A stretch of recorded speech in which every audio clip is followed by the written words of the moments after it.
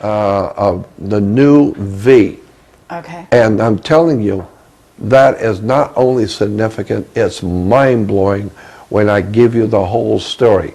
ABC and Disney are telling you something about this symbol that I've been looking at for a long time, and it's going to be right in your face, because I'm telling you that symbol is going to become the most important symbol around the globe for the first time in the public view. Anytime you want to do research on the hidden stuff, like I've done, it's everywhere. But no, now, because of Obama, now the secret societies of the, what I think are extraterrestrial masters of this world, are going to bring this symbol out into the world so everyone can see it.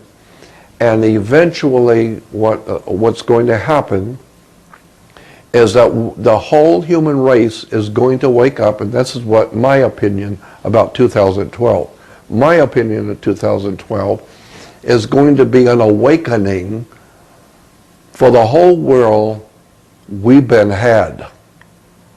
They're going to see this as an ancient thing that's been coming for a long time, and we never saw it, we didn't understand it, but when my video comes out that I want to do, it's going to be like a 3-hour step-by-step on Obama's symbol, Jimmy Carter, all the presidents, the Bushes, the entire superstructure of Western civilization, and what this stuff really means and where it really comes from. I think, and I'm not trying to aggrandize myself, but I really believe that it's going to cause quite a sensation when people see what I really have, that I've never told anyone before, because it's, and when I see Obama using the same terms, the same symbol, the same one that the communists used, the Nazis have used, the fascists have used, the secret societies around the world of Freemasonry have used, the Babylonians, as I said, all the ancient Egyptians, they all used the same word, term, and symbol. And now ABC is coming out, Disney ABC is coming out with a new remake of V, and in it the extraterrestrials that look like humans who are bringing a, quote, new order to the world. And the pamphlet in the movie is called Dawn of a New Day. I was said, wow. I cannot believe how overwhelmingly obvious this secret symbol is now becoming. And that's why I want to do this video on it. But were you told more about the movie? More about, you know, where they're going with it? In other words, I'm assuming you haven't seen it. But No, I haven't seen it yet. But I watched the other ones so many times. And the other ones, if you remember in the original, the visitors, they were wonderful people. They were very gracious and charming. And then remember the lady who was in charge of the visitors, she was the highest ranking. She went into a room and pulled off her face, and it was a reptile alien. Yes. I personally, I brought David Icke to America. He was in America because I brought him here personally. Yes. And so I'm saying that I am totally convinced, beyond a shadow of a doubt for myself, that there are such things as reptile aliens. Though I have never seen one, thank God, but I totally believe they're here. Not because of David Icke, not because of Crito Mutwa, who I love listening to, a wonderful, fascinating man. David Icke has done great stuff. But I believe there are reptile aliens here because of my own personal research. I have been in the company of at least 8 people over the past many years, 8 different people. Each one is extraordinarily well-grounded people.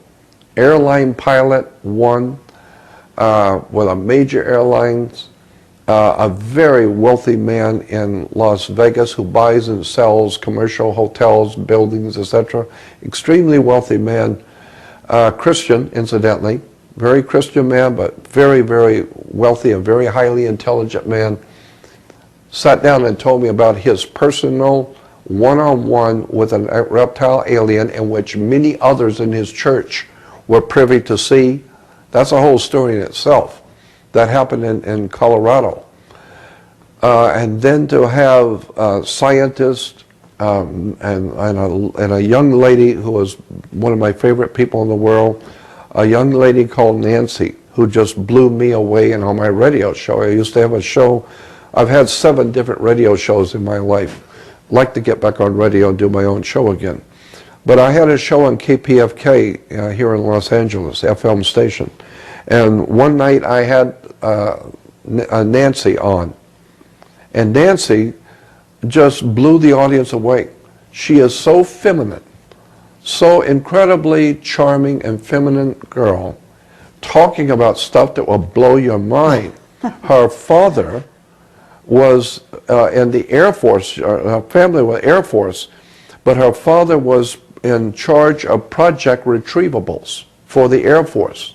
The man who was in charge of going out wherever in the world, any extraterrestrial activity, he was in charge in the Air Force to go there first. And he was the boss. And she said, and the modus operandi was always the same. And I'll have to make you a copy of her. I got 2 2-hour interviews that will just knock you out. And you could tell this is a very charming girl, but telling you stuff that you're going to have to sit down to deal with. And she said her father, wherever they would go, she always lived on military bases. And she said, and always the method was the same. There was one phone in the house for the family, and then there was another phone which no one ever touched. You never used it. And when that phone would ring, no matter when, 2 in the morning, 3 in the morning, it doesn't matter. If that phone rang, her father had 10 minutes to be fully dressed with his briefcase and ready to go. And in 10 minutes, a car would pull up and nothing was said. No voices, no nothing was said. A knock on the door, he would walk out, he would have military escort him to the car, get in the car and drive off, and that's it. Nobody knows where he's gone, and nobody needs to know. And so she said, in many a night, they would get that phone ring, he would get up, dressed, briefcase, ready to go, and they would take him somewhere in the world where something has just happened, and the Air Force was sending him to see what just happened, and they're in charge. And she would tell me the things that her father, especially her mother, she said the father would never tell her anything when she was a child, but the mother would tell her later on in life. She told me an experience that just blew my mind about a reptile alien, and you really have to hear it from her.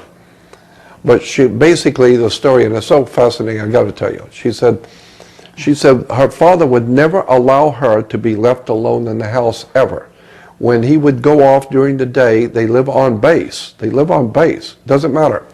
When he would leave the house, immediately military would come and guard all 4 corners of the property.